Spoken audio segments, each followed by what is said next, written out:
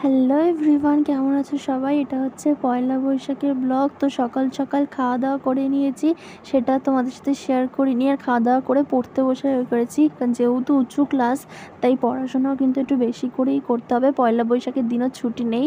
তো তারপরে চান টান করে এখন ছবি তুলে নিচ্ছিলাম নতুন জামা পরে, আর তোমাদেরকে দেখিয়ে দিলাম এই দেখো আমার নতুন জামা, টপ আর প্যান্ট আমার মা আমাকে গিফট করেছে।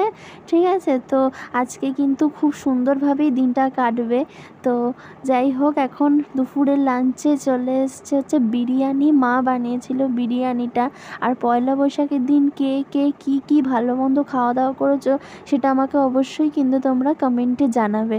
ঠিক আছে, দেখতেই পাচ্ছ চিকেন বিরিয়ানি, চিকেনটা কত সফট, ধরতেই চলে আসছে হাতের মধ্যে।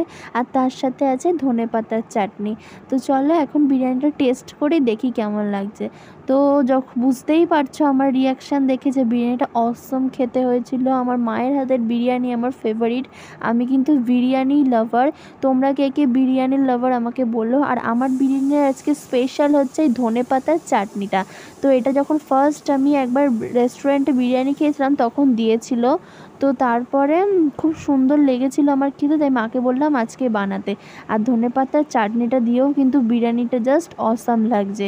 ঠিক আছে, তো তোমরা কে কে কী করে ধনেপাতার চাটনিটা বানালাম যদি রেসিপি দেখতে চাও তাহলে কিন্তু অবশ্যই আমাকে কমেন্টে জানাবে, আমি রেসিপি শেয়ার করে দেবো। তো তারপরে সন্ধ্যাবেলা বাবা হালখাতা করে নিয়ে চলে এসছে। নতুন ক্যালেন্ডার দেখতেই পাচ্ছ, নতুন ক্যালেন্ডার দেখলে মনটা ভালোই হয়ে যায়। তারপর এখানে হালখাতার মিষ্টি দেখালাম, ফ্রিজের ভেতর মা মিষ্টিটা পুড়ে গেছিলো তাই দেখালাম। ওদিকে কালো মিষ্টি আর সাদা মিষ্টি ছিল, আর এদিকে এখানে কিছু মিষ্টি ছিল। আমাদের মিষ্টি অল্প খাওয়া হয়ে গেছে আনার সাথে সাথেই। ঠিক আছে, তো তারপর হালখাতার সাথে দিয়েছিল এই চম্পাটা, মানে সরি চম্পা না, ওটা ক্যাম্পা। ঠিক আছে, এই ক্যাম্পাটা দিয়েছিল। তারপর রাত্রেবেলা ঠিক 11টার দিকে আবার বসে গেছি আমি ডিনার করতে, কারণ রাত্রিবেলা কিন্তু পড়াশোনা করছিলাম অনেক। সেদিনকে আমার পড়ার চাপটা একটু বেশিই ছিল, কারণ সেদিনকে সব পড়া ছুটি ছিল। তারপরের দিনই সব পড়া, প্রাইভেট স্কুল সব ছিল, ওই জন্য আমার পড়ার চাপটা একটু বেশিই ছিল। তাই জন্য রাত 11টার সময় আমি বিরিয়ানিটা আবার খেতে বসেছি। রাত্রিবেলাও কিন্তু এটাই করলাম ডিনারে।